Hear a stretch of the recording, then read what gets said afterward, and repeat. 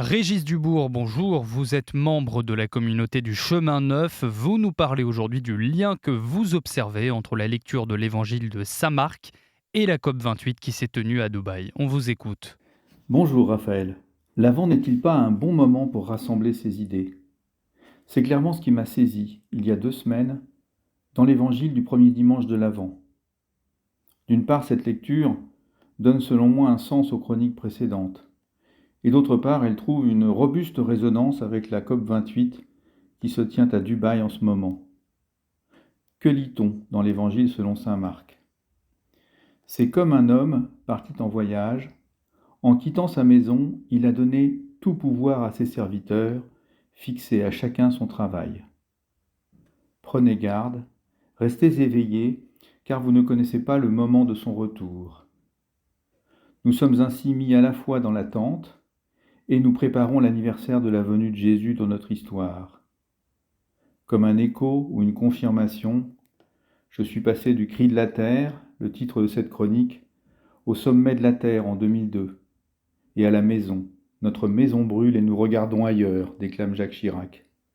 Puis en 2015, François, dans Laudato Si, qui nous enjoint de prendre part activement à la sauvegarde de la maison commune.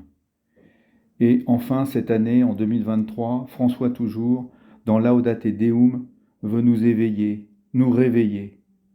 Et cela précède de peu le premier évangile de l'Avent. Comment ne pas y voir un sens? Nous avons tout pouvoir pour tenir la maison avant le retour du Maître. Mais dans quel état est la maison? Dans quelle maison voulons-nous l'accueillir? Comment avons-nous utilisé les pleins pouvoirs qu'il nous a donnés pour continuer la création? Avons-nous préparé un monde d'évitement et de faux-semblants? Un monde où on est d'accord avec le pape quand le pape est de notre avis? Où on réclame la science quand la science conforte notre point de vue? Où l'on condamne la violence quand on l'a subie et on la comprend, voire on la justifie quand c'est notre propre violence? Un monde où l'on reste aveugle au cycle de la violence. Où préparons-nous un monde d'hommes et de femmes qui choisissent la paix, sa paix? Avons-nous préparé un monde pauvre en justice et riche en excès, malgré les progrès de l'humanité, comme nous l'avons vu les fois précédentes? Ainsi, toujours autant d'hommes et de femmes qui ont faim, et au premier rang desquels les agriculteurs et leurs familles eux-mêmes.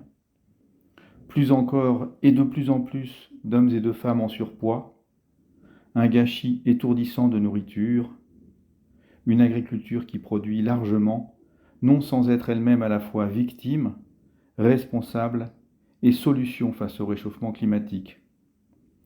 Où préparons-nous un monde d'hommes et de femmes qui regardent les choses avec lucidité, dans la vérité, et cherchent les chemins de transformation pour une alimentation plus saine et plus protectrice de la création?